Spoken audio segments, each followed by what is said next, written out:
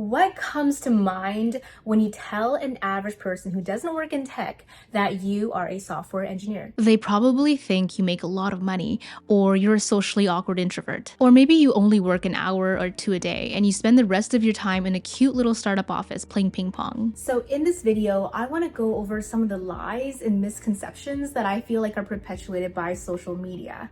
There are things that I wish I knew before I started my first job. So if you're interested, please stick around. Myth number 1.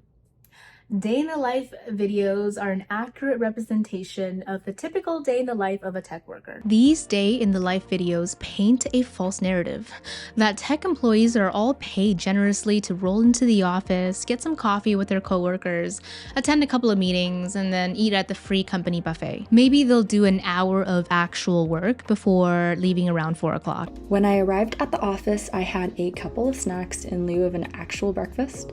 I also attended this workshop on unit testing.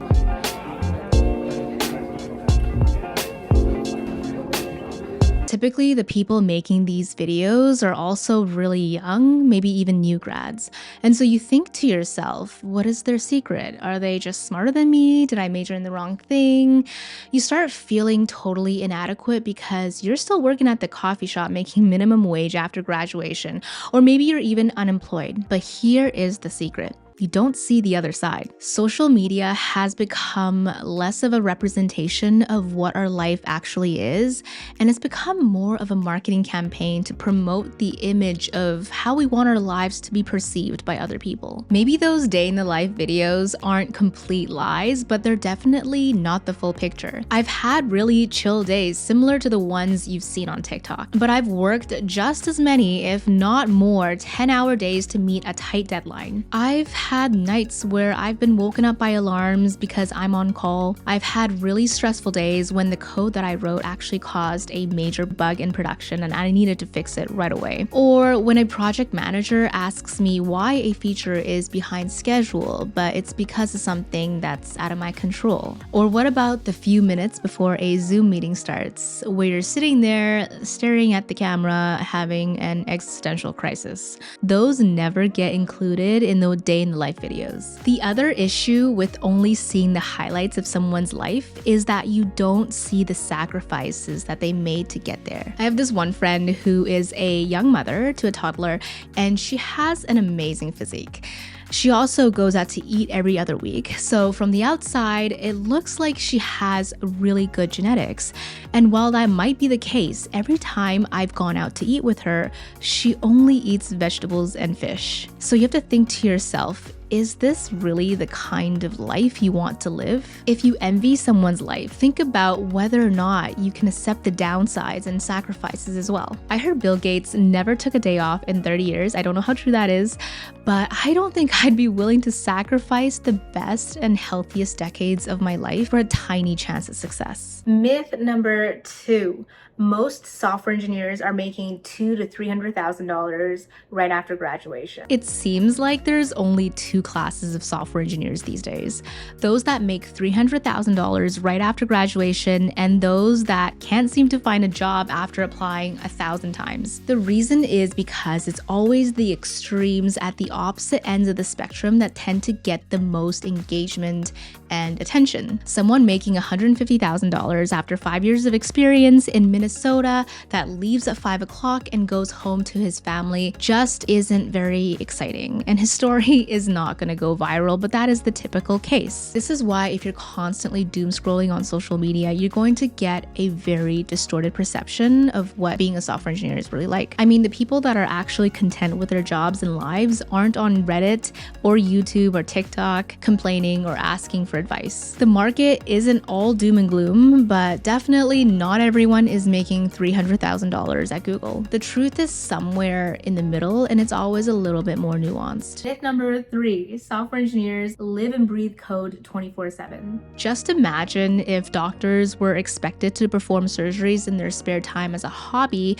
or accountants were expected to file tax returns for fun. It sounds ridiculous, doesn't it? But there is this prevailing notion that the best software engineers are expected to code as a hobby on top of their 9 to 5. At my first real software job after graduation, this was many years ago, my boss told me that several of their engineers work from 9 to 6, and then they code on their side projects from 6 to 9. And he said this as if this was kind of the norm and the standard that we should all be aspiring to. It kind of gave me the impression of when a parent compares one child to the other. I honestly think this contributed so much to my imposter syndrome because it's an impossible standard to meet and a one-way ticket to burnout city. If you think about it, it's also super discriminatory given that the only people that can afford to work these long hours and then go home and also code for fun are young people with no family responsibilities and don't need to work a side job. Thankfully, I'm starting to sense a shift in mindset away from hustle culture,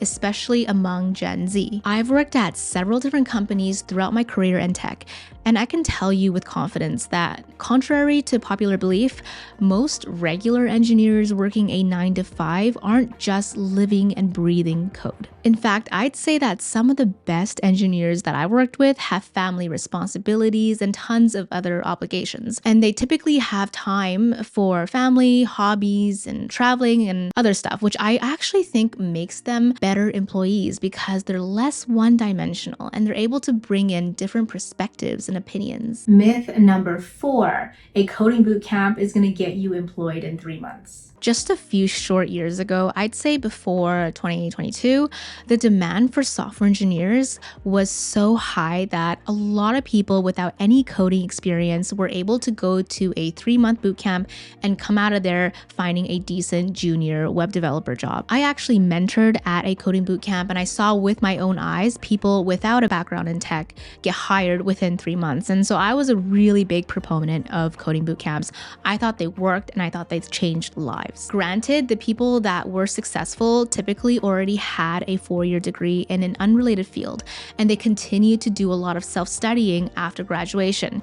But it was still possible, and the job placement rate back then was really, really high. It was somewhere in the 90s. These days, the market for junior full-stack developers, or what I typically call generalists, is really saturated. You can't be mediocre at a bunch of different languages and frameworks and expect to get hired anymore, which I think maybe is a good thing. You actually need to be pretty decent at the most common languages and frameworks, and on top of that, specialize in a particular area, say front-end, React, or AI. Even people with computer science degrees from universities are struggling to land their first job after graduation right now. So if you only did a bootcamp with no prior experience, then you are going to be at a disadvantage for the first few years of your career. I personally think it's still possible, but it's much harder, and you just need to reset your expectations and understand that it might take you months, if not a full year after graduating from a boot camp to find your first job. Taking all of that information into account,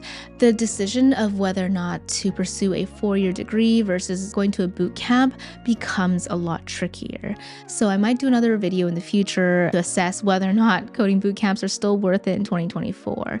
But let me know if you want to see that. If you want to learn more about what the job market is like right now for new grads, I recently did a video on that particular topic. So if you're interested, I will see you in that one. Bye.